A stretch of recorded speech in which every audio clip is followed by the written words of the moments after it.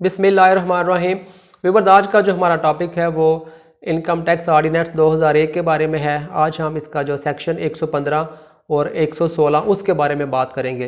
Viewers, का जो section 115 है उसके मुताबिक ऐसे अफराद जिनको इनकम टैक्स रिटर्न फर्निश करने का वो नहीं कहा जाएगा, उसमें एक बेवा है, एक यतीम जो 25 साल से कम उम्र हो, एक मजदूर आदमी और इमूवेबल प्रॉपर्टी का मालिक जो कि एक नॉन रेजिडेंट पर्सन हो। ऐसे अफराद को इनकम टैक्स रिटर्न फर्निश करने का वो नहीं कहा जाएगा।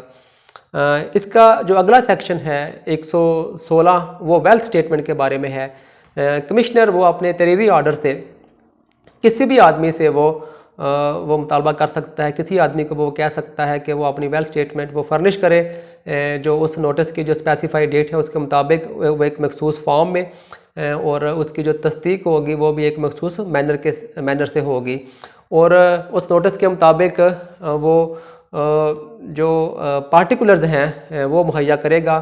उसके मुताबिक उस नोटिस की डेट से लेकर वो आदमी अपने तमाम जो एसेट्स हैं और लायबिलिटीज़ हैं वो फर्निश करेगा, और उसकी जो बीवी है, उसके नाबालिग बच्चे और उसके जो डिपेंडेंट्स हैं उनके जो कोई एसेट्स हैं, उनकी जो लायबिलिटीज़ हैं उनके बारे में वो जो मालूमात हैं वो फर्निश करे।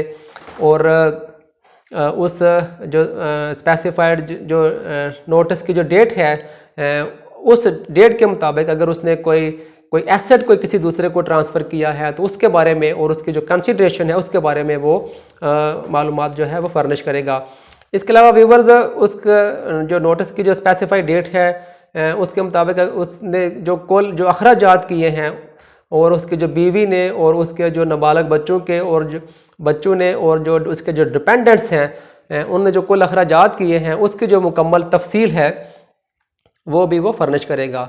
अब व्यूअर्स, इसके साथ वो जो रिकन्सिलिएशन स्टेटमेंट ऑफ वेल्थ है वो भी फर्निश करे, और हर जो tax payer resident tax payer है वो अपनी वेल्थ स्टेटमेंट के वो अपनी टैक्स रिटर्न के साथ वो अपनी वेल्थ स्टेटमेंट और अपनी जो रिकन्सिलिएशन ऑफ वेल्थ स्टेटमेंट है वो भी फर्निश करेगा।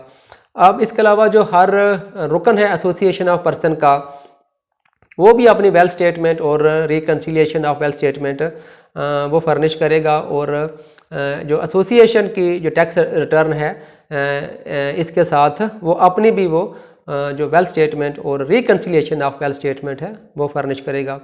अब व्यूअर्स, गलती अगर कोई हो जाती है, गलती होने पर जो वेल्थ स्टेटमेंट जो उसने फर्निश की है तो उस गलती को वो रिवाइज कर सकता है और इसके वो वजह वो बयान करेगा, और जो कमिश्नर को वो इंटीमेट करेगा एक मखसूस फॉर्म में और एक मखसूस मैनर में।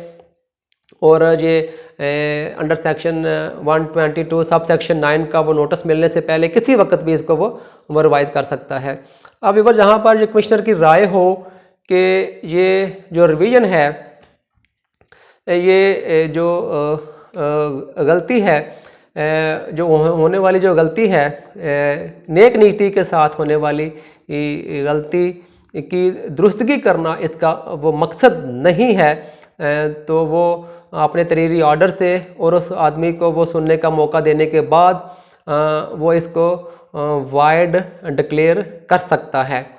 अब व्यूअर्स, 5 साल गुजरने के बाद जो वेल्थ स्टेटमेंट है उसको वो रिवाइज वो नहीं की जा सकती है।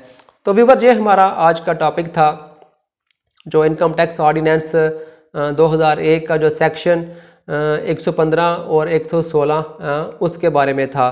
तो व्यूअर्स, वीडियो को शेयर कर दें, चैनल को सब्सक्राइब कर लें। टेक केयर, अल्लाह हाफिज़।